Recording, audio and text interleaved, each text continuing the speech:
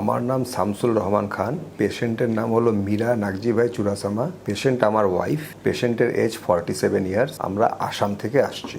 March 2024-এ তার একটু পেটে পেইন হতো, তো সেই জন্য আমরা সোনোগ্রাফি করালাম। তো সোনোগ্রাফিতে টিউমার ধরা পড়লো, তো সাসপেক্ট করলো যে এটা ক্যান্সার। তো সেই হিসাবে আমরা সিটি স্ক্যান করালাম। সিটি স্ক্যানে দেখা গেল যে টিউমার আছে প্লাস ওভারিয়ান ক্যান্সার। তো ডাক্তার বললো যে আমি আগে অপারেশন করব, অপারেশন করে কেমো দেব। তো অপারেশন করাতে ওভারি, ইউটেরাস, টিউমার যা ছিল সব রিমুভ করলো।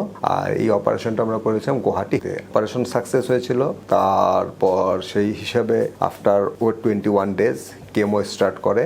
6 সাইকেলের কেমোটা দেওয়া হয় এবং কেমো দেওয়ার পরে মোটামুটি ফুললি রিকভার, কোনো সাইড এফেক্ট হয়নি। তারপর as usual as per doctor instructions আমরা প্রত্যেক 3 মাসে চেক আপে যেতাম। তো টিল জুলাই 2025 পর্যন্ত আমরা চেক আপ করালাম, সব কিছু নর্মাল। তারপর এই জুলাই 25 আগস্ট মাস গেল, সেপ্টেম্বর মাসে শেষের দিকে বললো যে পেটে একটু পেইন করে। তো আমরা দেখলাম যে আমাদের আবার চেক আপে যেতেই হবে। তো চেক আপে যখন গেলাম ডাক্তারকে পেইনের কথা বললাম, তো ডাক্তার টেস্ট দিল অ্যাজ ইউজুয়াল CA 125 আর প্লাস সোনোগ্রাফি। তো সোনোগ্রাফিতে সেরকম কিছু হলো না। CA 125 এর মধ্যে দেখা গেল যে অনেক বেশি 600। তখন ডাক্তার বললো যে আমরা একটা পেট সিটি করাবো। পেট সিটিতে দেখা গেল মেটাসিস হয়েছে এবং ক্যান্সারটা স্প্রেড করেছে।